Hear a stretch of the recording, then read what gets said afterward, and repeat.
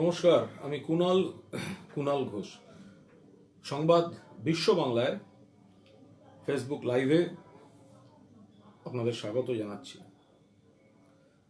যেহেতু শিলং যাওয়ার আগে একটি ফেসবুক লাইভে আপনাদের মুখোমুখি হয়েছিলাম, তাই শিলং থেকে ফেরার পরেও একটি ফেসবুক লাইভে আমার বক্তব্য আপনাদের সঙ্গে শেয়ার করাটা এটা আমার কর্তব্যের মধ্যে পড়ে।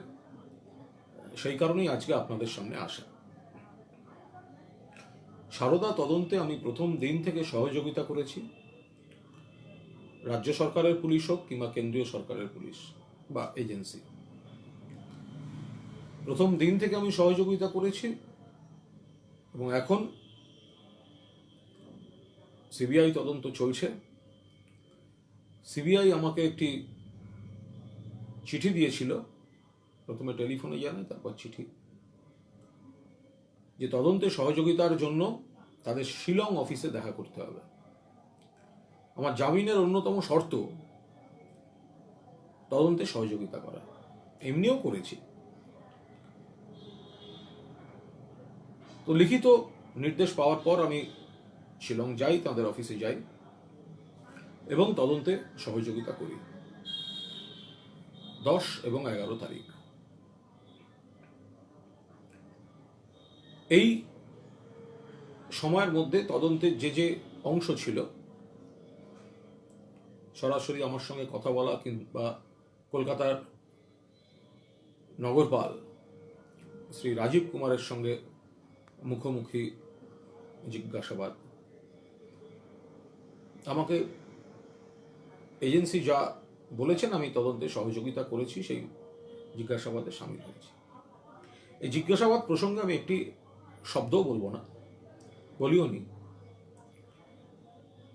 তা দুটো কারণ: এক হচ্ছে ওটা তদন্তের অভ্যন্তরীণ বিষয়, দুই হচ্ছে শ্রী রাজীব কুমার এবং আমি দুজনেই ছিলাম। এখন একজনের অনুপস্থিতিতে সেই অংশের আমি একা আপনাদের সামনে তুলে ধরাটা ওটা সঠিক নয়। গতকাল সাধনা টিভিতেও আমি এটা পরিষ্কার জানিয়েছি যে দুজনের জিজ্ঞাসাবাদ হয়েছে, এবার আমি একা একা একটা বিষয় তুলে আমার মতো করে বলবো, সেক্ষেত্রে তিনি তার বক্তব্য রাখছেন না এই মুহূর্তে। ফলে এই তদন্তের একটা প্রসেস, সেই কন্টেন্ট সম্পর্কে আমি একটি কথাও বলবো না, কারণ আমার বক্তব্য আমার মতো, শ্রী রাজীব কুমারের বক্তব্য তার মতো, ওই প্রসঙ্গটায় ঢুকবো না। কিন্তু বিষয় হচ্ছে যে তদন্তে সহযোগিতা করেছি, তদন্তে আমার দিক থেকে তাঁরা যা প্রশ্ন রেখেছিলেন বা আমার যা বক্তব্য ছিল আমি সেটা রেখেছি। এবার এই তদন্তে আমাকে অনেকে প্রশ্ন করেছেন, আমার হোয়াটসঅ্যাপ ভরে আছে নানা ধরনের প্রশ্নে, ফেসবুকেও দেখেছি, সামনাসামনি অনেকে করেছেন আমি সন্তুষ্ট নাকি অসন্তুষ্ট সিবিআইয়ের এই কাজে এবং তৎপরতায়। আমি আপনাদের খুব খোলাখুলি বলছি, যেহেতু রাজীব কুমার প্রথম দিন থেকে তদন্তের নেতৃস্থানীয় জায়গায় ছিলেন, ফলে আমার কিছু অভিযোগ ছিল। আমি বারবার ন্যায় বিচারের কথা বলেছি। এই দীর্ঘদিন পর রাজীব কুমার সামনাসামনি প্রশ্নোত্তর পর্ব জিজ্ঞাসাবাদে থাকায় সেটা নিশ্চয়ই একটা 6 বছর পর একটা, মানে সেই এই আমার কথাটা তিনি 6 বছর আগে শুনলে আরো ভালো লাগতো। সে যাই হোক, কিন্তু এটা হয়েছে বলেই আমি খুব সন্তুষ্ট বা অসন্তুষ্ট এই ধরনের কোনো উপসংহারে পৌঁছানোর জায়গায় এই মুহূর্তে আমি নেই।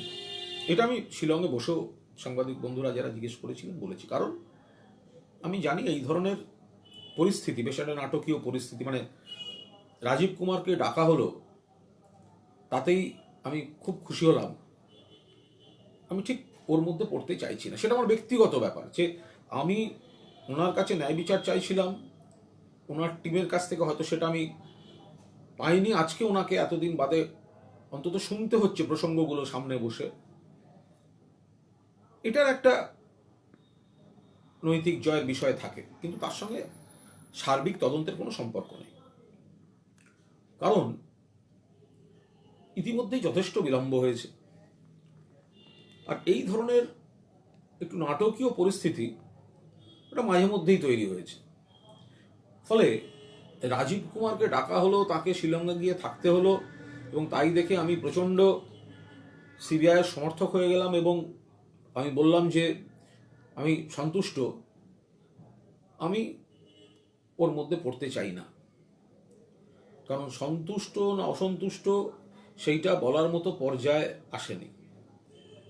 প্রভাবশালীদের হাত অনেক লম্বা হয়, কখন কে কার সঙ্গে মিলে কি হয়ে যাবে আমি জীবন দিয়ে দেখেছি, তার কোনো ঠিক ঠিকানা নেই। আর প্রভাবশালী মানেই শুধু রাজনীতিবিদ নয়। প্রভাবশালী আমি বললেই অনেকে ধরে নেন শুধুমাত্র একটি অংশের রাজনীতিবিদ, সেটা নয়।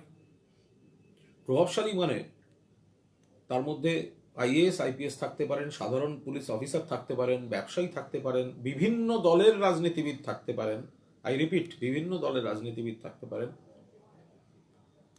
সেবি এবং রিজার্ভ ব্যাংকের অফিসাররা থাকতে পারেন। ফলে এই প্রভাবশালীদের যে কার কোর সঙ্গে কিভাবে যোগাযোগ, এ খুব বলা মুশকিল। মানে কখন এই তদন্ত জেগে ওঠে আর কখন এই তদন্ত ঘুমিয়ে পড়ে, খুব কঠিন ব্যাপার। তবু এতদিন বাদে অন্তত একটা সামনাসামনি জিজ্ঞাসাবাদ হয়েছে, এইটা বেটার লেট দ্যান নেভার এই পর্যন্ত। কিন্তু তার মানেই তদন্ত একেবারে ভয়ঙ্করভাবে সিবিআই করছেন এবং আমি উচ্ছ্বসিত না। আমি একই সঙ্গে প্রথম দিন থেকে এই তদন্তের বিষয়ে রাজ্য সরকারের সিটের ভূমিকার যেমন বিরোধিতা করেছি, সিবিআই তদন্ত নিয়েও আমার ক্ষোভ ছিল। এখন তারা ডেকেছেন, গেছি, সহযোগিতা করেছি। আপাতত এই পর্যবেক্ষণের পর্যায়টা থাকাই ভালো।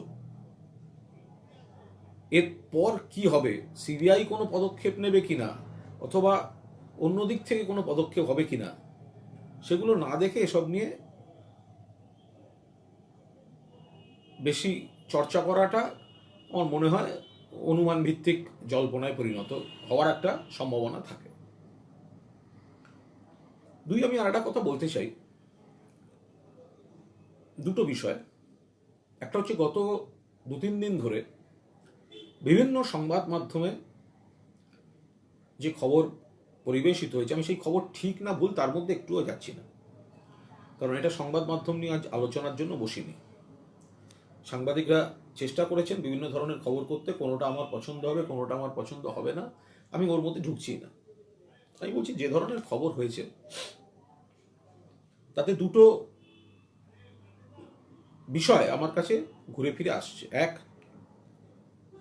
আমি পুলিশের বিরুদ্ধে কিনা, আর দুই, আমি তৃণমূল কংগ্রেসের বিরোধিতা করছি কিনা। এই দুটো একটু আমি ক্লিয়ার করে দিই। এক, আমি পুলিশের বিরুদ্ধে নই। এটা পার্টিকুলারলি কয়েকজনের একটা বিষয়ের মধ্যে ব্যাপারটা চলছে। পুলিশের বিরুদ্ধে কেন নই, তার কারণ তদন্তের ক্ষেত্রে আমার যদি পুলিশের বিরুদ্ধে কোনো অভিযোগ থাকেও, অভিযোগ সম্পর্কে এখানে বলবো না, তদন্তের ব্যাপার, তদন্তের সেটা বাইরে বলার পরিস্থিতি এখনো আসেনি। আবার আমার এই জীবনের খুব কঠিন দিনগুলো আমি কিন্তু পুলিশেরই একটা অংশের যে পরিমাণ সহমর্মিতা, সহযোগিতা এবং বহু কম্পালশনের মধ্যেও আমার প্রতি তাদের সহানুভূতি, সাহায্যের হাত বাড়িয়ে দেয়া দেখেছি। ফলে আমি সামগ্রিকভাবে পুলিশের বিরোধিতা করতে যাব কোন দুঃখে। বিভিন্ন থানা, কোর্টের সঙ্গে যাতায়াত, তদন্তের প্রসেস, আমি চোখের উপর দেখেছি বেশ কয়েকজন পদস্থ পুলিশ অফিসার থেকে থানা লেভেলের পুলিশ অফিসার তারা আমার সঙ্গে দেখা করেছেন, সবটা বলেছেন, বুঝিয়েছেন। যেদিনকে কোনো পুলিশ বাহিনীর সঙ্গে আমার হয়তো ধস্তাধস্তি হয়েছে, তার পরের দিনই মানে তার বিস্তারিত কবে কবে কোথায় কে কাকে কি ইনস্ট্রাকশন দিয়েছেন পুলিশেরই লোকেরা আমাকে বলেছেন। এবং অত্যন্ত মানে মানে আমি আমি আমি তাদের মধ্যে একটা আবেগ দেখেছিলাম, কারণ এই অত্যাচারটা তারাও নিতে পারেননি। ফলে আমার এই বিষয়ের আলোচনাটা 3-4-5-6 জনের মধ্যে সীমাবদ্ধ। কিন্তু কেউ একবারও ভাববেন না যে পুলিশ প্রশাসনের আমি কোনো সর্বাত্মক বিরোধী বা সমালোচক। কারণ ওই সময়টা আমার বেঁচে থাকার লড়াইতে তাদের মধ্যে থেকেই তো আমি সাহায্য পেয়েছি। তারা তো আগলে রেখেছেন। আমি কি করে ভুলবো যে আমি একটা কোর্ট থেকে ফিরছি, পুলিশেরই অফিসার অকারণ নিঃস্বার্থভাবে, আমি তখন বন্দি, কুণালবাবু গরম বেগুনি খাবেন, রাস্তার ধারে দাঁড় করিয়ে আমাকে খাইয়ে তারপর জেলে পৌঁছে দিয়েছেন। সুখ দুঃখের গল্প করেছেন, মন ঠিক রাখতে বলেছেন। একজন পদস্থ অফিসার ছিলেন, তিনি একটু মানে আধ্যাত্মিক বইপত্র প্রচুর পড়েন, তিনি আমায় প্রচুর সময় দিতেন। কোনো কারণ ছিল না, তিনি বাইরে ডিউটিতে এসেছেন, বাইরে থাকলেই হতো, আমার সঙ্গে বসার কোনো কারণ ছিল না। খোঁজ নিয়েছেন। একজন পুলিশ অফিসার আছেন, আমার প্রোগ্রাম দেখতেন, তার পরিবারের সবাই। আমাকে যখন দূরে নিয়ে যাওয়া হতো, তার স্ত্রী বাড়ি থেকে লুচি মাংস করে পাঠিয়েছিলেন, কোনো প্রয়োজন ছিল না। তার ছেলে, সে বাবার ইচ্ছা ছেলে এসপি হোক, বড় বড় পুলিশ অফিসার হোক, ছেলেকে আমাকে দিয়ে ভিডিও করিয়েছেন, তুমি বাবার কথা শোনো, বাবার খুব স্বপ্ন তোমাকে, আমাকে দিয়ে অ্যাপিল করিয়ে ভিডিও নিয়ে গিয়ে বাড়িতে ছেলেকে দেখিয়েছেন। কেন না, আমার প্রোগ্রাম এক ফোনে 1 লাখ দেখার সময় তার বাড়িতে সবাই একসঙ্গে বসে দেখতেন, এবং তার ছেলেও ওই প্রোগ্রাম খুব পছন্দ করত। আমার তদন্তগুলির মধ্যে এক পুলিশ অফিসার আইও একজন, তার বোন সাংবাদিকতা পড়ছিলেন, তিনি বলছেন আমার বোন কিন্তু আপনার খুব ফ্যান, যদি একটু ফোনে কথা বলেন খুব উৎসাহিত বোধ করবেন। আমায় ফোনে ধরিয়ে দিয়েছেন, তার বোন সাংবাদিকতা নিয়ে আমায় নানা প্রশ্ন করেছেন, আমি উত্তর দিয়েছি, আমার ভীষণ ভালো লেগেছে। ফলে এই যে একটা বাতাবরণ রয়েছে, বিভিন্ন খবর ইত্যাদি, রাজীববাবুর সঙ্গে আমি সব ব্যাপারে একমত হয়েছি অথবা হইনি, সেটা তদন্তের একটা পার্ট। কিন্তু তার মানেই পুলিশ প্রশাসনের আমি সর্বাত্মক সকলের বিরুদ্ধে, এই বার্তাটা ভাববেন না। কারণ আমি খুব প্রকাশ্যে বলছি, সবাই সব রকম সহযোগিতা করে উঠতে পারেননি, সেই সময় যা প্রবল একটা পরিস্থিতি ছিল। কিন্তু সেই সীমাবদ্ধতার মধ্যেও থানায় থানায় রিজার্ভ ফোর্স থেকে পুলিশ যেভাবে আমায় সহযোগিতা করেছে, পুলিশের একাংশ, ফলে অভিমান এবং অভিযোগ যে অংশের বিরুদ্ধে আছে, বাকি অংশটা অনেকটা সেই ক্ষতটা পূরণ করে রেখেছে। দ্বিতীয় আসছি দলের প্রশ্ন, তৃণমূল কংগ্রেস। কিছু বিষয়ে তদন্তে আলোচনা হতেই পারে, হয়েছে, কিন্তু আমি খুব স্পষ্টভাবে জানাতে চাই, আমি নিজেকে তৃণমূল কংগ্রেস এবং পরিবর্তনের আন্দোলনের একজন কঠিন দিনের কর্মী বলে মনে করি, এখনো আজও। মমতা বন্দ্যোপাধ্যায়কে বহুদিন দেখছি, যে সময়টায় যথেষ্ট সক্রিয়ভাবে পরিবর্তনের আন্দোলনের সঙ্গে ছিলাম, নিজের কেরিয়ার বাজি রেখে, তখনও নিশ্চিত ছিলাম না যে পরিবর্তনটা হবে। ছিলাম। এখন দল আমাকে তারপর সাংসদ করেছিল।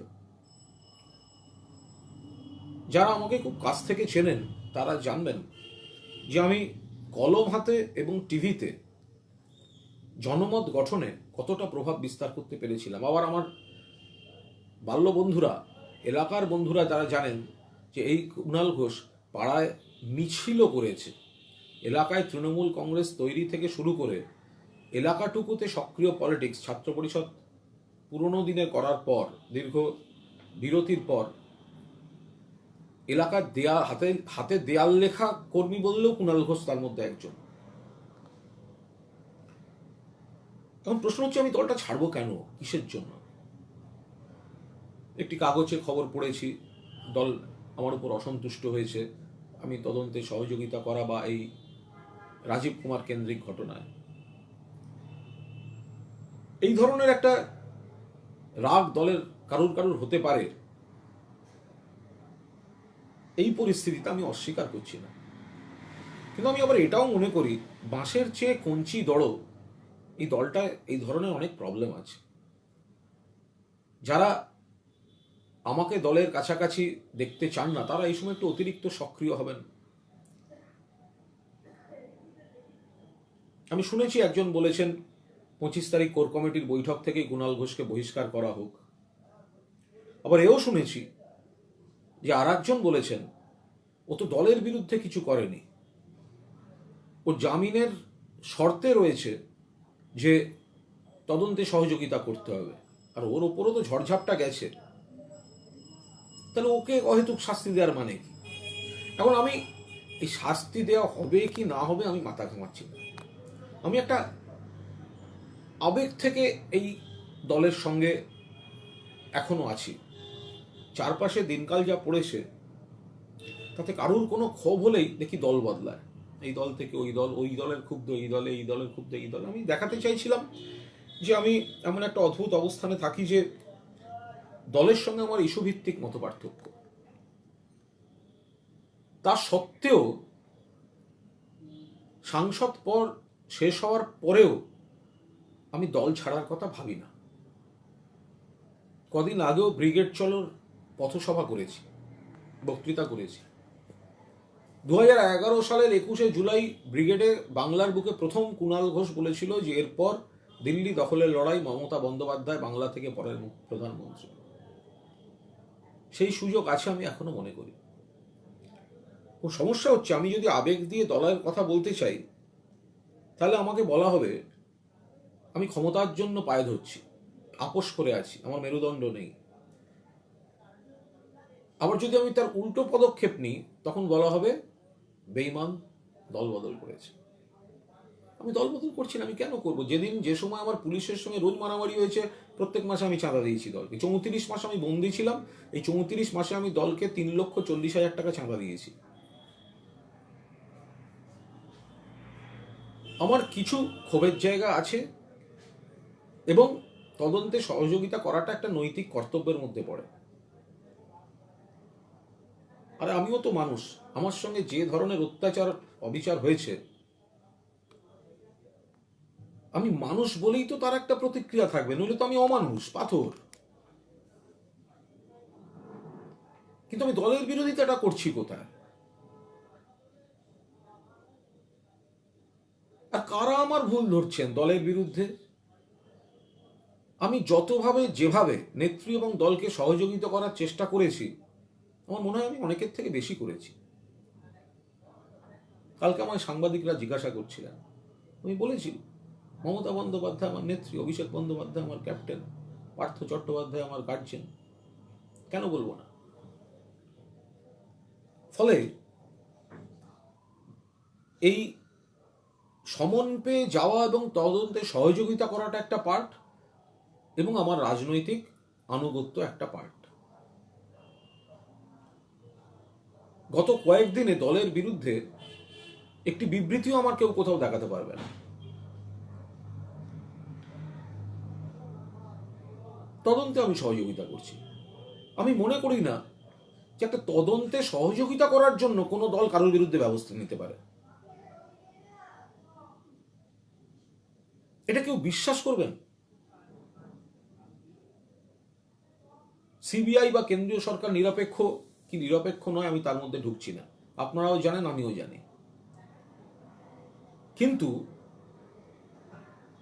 কিছু একটা ঘটনা রয়েছিল, কিছু ঘটনা ঘটেছে এবং সেটা নিয়ে একটা মুখোমুখি আলোচনার সুযোগ এসছে, জিজ্ঞাসাবাদে পার্টিসিপেট করা, জেরার উত্তর দেওয়ার সময় এসছে, পরিস্থিতি এসছে, চিঠি দিয়ে ডাকা হয়েছে। আমি কি করতাম? আমি কি করব? আমার আমার আমার আমার বিবেক বলেছে পার্টিসিপেট, আইন বলেছে পার্টিসিপেট পার্টিসিপেট করতে, বিবেক বলেছে পার্টিসিপেট করতে। আমার থানায় থানায় ঘোরার যন্ত্রণা, দীর্ঘ জেল জীবনের যন্ত্রণা, আমার ঘনিষ্ঠ মহলের যন্ত্রণা, আমার বিনিদ্র রজনীর যন্ত্রণা, এটা তো দলের কেউ সেদিন শেয়ার করতে আসেনি। আজকে কেন কৈফিয়ত চাইবার নৈতিক অধিকার তারা দেখাতে আসবেন? রাজনৈতিক আনুগত্যটা রাজনীতির জায়গায় থাকুক।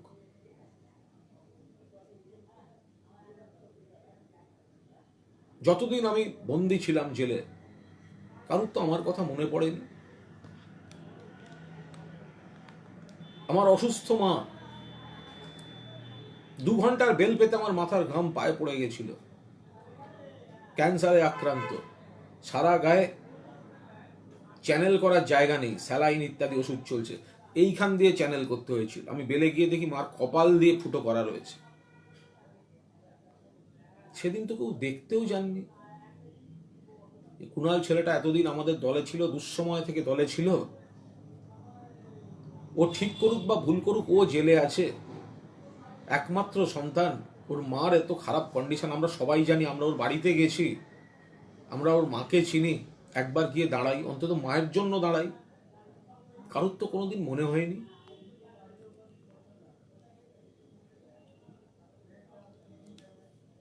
আজকে আমাকে শৃঙ্খলার শিকল পরাচ্ছেন। আমি তো মন থেকে আছি, আবেগ থেকে আছি। এ দল থেকে ও দল তো আমি করছি না। যারা পুরনো দিনের তৃণমূল কংগ্রেস বা পরিবর্তনপন্থী, তারা অন্তত মনে রাখবেন কুণাল ঘোষ কোন সময় কি কি ভাবে সামনে দাঁড়িয়ে প্রকাশ্যে প্রচারে ছিল। যারা সেসব দিন দেখেননি, আমি তাদের কাছ থেকে আজকে জ্ঞান শুনব। আজকে আমার দেওয়ার কিছু নেই। সেদিনকে দলের যা যা প্রয়োজন ছিল, সেদিনকে দলের যা যা প্রয়োজন ছিল, সেখানে কুণাল ঘোষ ছিল। আজকে দলের সেসব কিছু প্রয়োজন নেই, কুণাল ঘোষেরও প্রয়োজন নেই।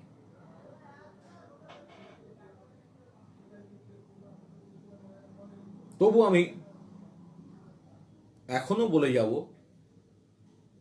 যে রাজনৈতিক স্রোতের ক্রমবর্ধমান গতিপথে আমি ছিলাম, যারা আমাকে, আমি পারফর্ম করেছি, আমায় সাংসদ করেছেন, কিন্তু দলই তো করেছে, মমতা দিই তো করেছেন। আমি 6 বছর সাংসদ ছিলাম, আমার সাংসদ পদ কাজের ক্ষেত্রে বাধা দেওয়া হয়েছে, স্যাংশন করা হয়নি। আমি জেলে অনশন করেছি, আমি হাইকোর্ট থেকে জিতে এসে কাজ করছি, কিন্তু উদ্বোধনে গিয়ে কিন্তু আমি তৃণমূল কংগ্রেসের কথাই বলছি। তার কোনো মূল্য নেই। যে বা যারা আমাকে সহ্য করতে পারেন না, মিডিয়ার একাংশ এবং হয়তো কোনো কোনো রাজনীতিবিদ, আমি যে দলই করি, এই অনেস্টিটা কেউ দেখবেন না যে আজকের দিনেও হাজার ক্ষোভ বিক্ষোভ নিয়েও আমি একটা স্রোতেই আছি।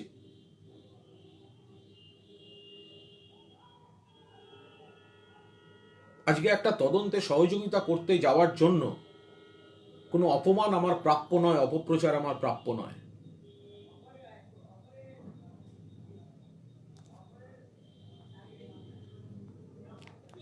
আমি ভাবতে পারছি না যে একটা তদন্তে সহযোগিতা করতে যাওয়ার জন্য আমার উপর কেউ অসন্তুষ্ট হতে পারে। সবাই জানেন আমার উপর অবিচার হয়েছে। যে বা যারা আমার বিরুদ্ধে কোনো বিবৃতি দেবেন, আমি প্রকাশ্যে তাদের সঙ্গে যৌথ সাংবাদিক বৈঠকে মুখোমুখি বসতে প্রস্তুত। আমি দোষ করেছি না আমার উপর অবিচার হয়েছে? আমি মনে করি মমতা বন্দ্যোপাধ্যায়, অভিষেক বন্দ্যোপাধ্যায়, পার্থ চট্টোপাধ্যায় যারা সিনিয়র রয়েছেন, সাধন পাণ্ডে আমি শ্রদ্ধা করি, তারা বিষয়টায় কোনো দায় এড়ানো মনোভাব নিয়ে অপপ্রচারে প্রশ্রয় দেবেন না।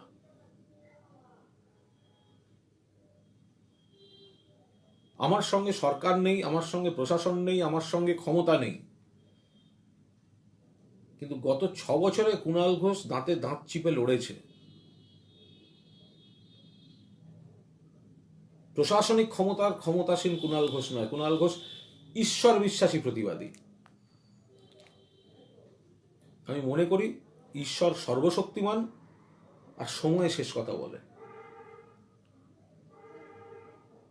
এক একটু অন্য দলের, আমার অন্যান্য রাজনৈতিক দলে আমি সাংবাদিকতা করার সময় থেকে আমার প্রচুর বন্ধু বান্ধব বা পরিচিত, একজনকেও জিজ্ঞাসা করবেন তো কাউকে আমি বলেছি কিনা আমায় নাও, বা আমি যেতে চাই, বা আপনারা কি আমায় নেবেন? বরং যাদের যাদের সঙ্গে নতুন পরিচয় হয়েছে বলেছি, একবারও ভাববেন না কিন্তু আমি দলবদলের কথা ভাবছি।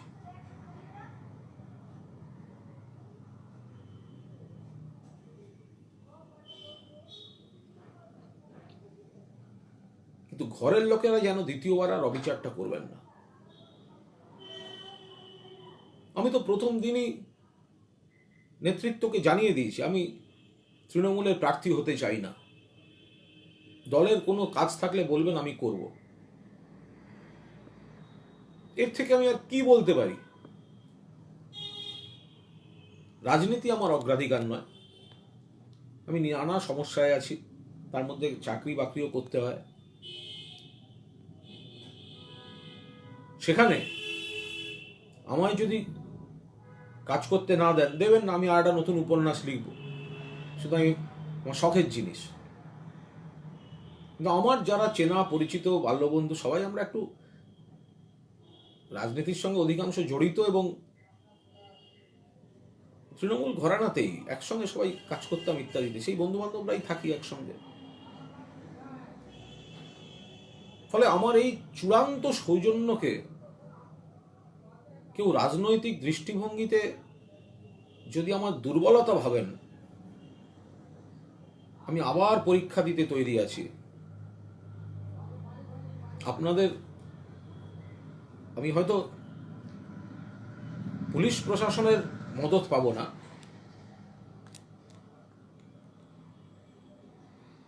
আমি আবার ঈশ্বরের দরবারে বিচার প্রার্থী হব।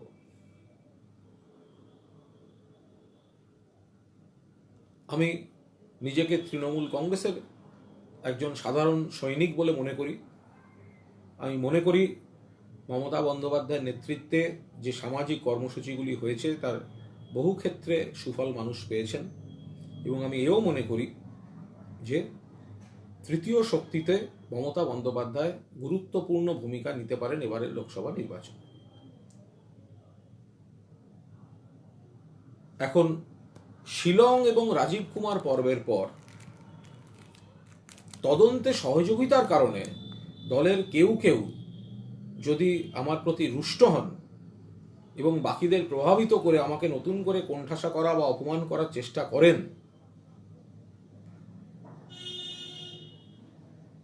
আমি নিশ্চিত যে সময়ের জবাব দেবে। আমি তৎকাল তৃণমূলী নই। 2011 সালে যারা অনেকে অষ্টম বামফ্রন্ট সরকার গড়ার ডাক দিয়ে বিপ্লব করছিলেন, তাদের অনেকে নেচে ঘুরতে বসে আছেন আমাদের দিকে। থাকুন, দল বাড়তে গেলে এসব তো লাগে। কিন্তু আমি তো সেই বহুদিন ধরে আছি। সেই কবে 21শে জুলাই 1993 মমতা বন্দ্যোপাধ্যায়কে রাইটার্সের সামনে থেকে আচ্ছন্ন অবস্থায় তুলে নিয়ে যাচ্ছিল কলকাতা পুলিশ, ডিসিএসবির গাড়ি। আমি তখন আজকালে কাজ করি। স্ট্র্যান্ড রোডে গঙ্গার ধারে সোনালি দি ছিল, আরেকজন কে ছিলেন, পুলিশের গাড়ি থেকে বের করে আমার গাড়িতে নিয়ে শেষ পর্যন্ত উডল্যান্ডসে ভর্তি করে এসেছি। বিস্তারিত তার মধ্যে যাচ্ছি না। 2004 সালে বিপর্যয়ের পর মমতাদের বাড়িতে লোকজন যাওয়া কমে গেছিল। কমেনি তো। কখনো আমার কোনো লেখা পছন্দ হয়েছে, কখনো লেখা আমার রেগে গেছে দিদি, কিন্তু আমরা তো সুখে দুঃখে একসঙ্গে থেকেছি এতগুলো বছর। আমি হয়তো বোকা যে আমি এই ব্যক্তিগত দুর্বল জায়গাগুলো একটু বেশি গুরুত্ব দিয়ে ফেলি। কখনো কোনো কাজে গেছি, রাত হয়েছে ফিরতে, আমি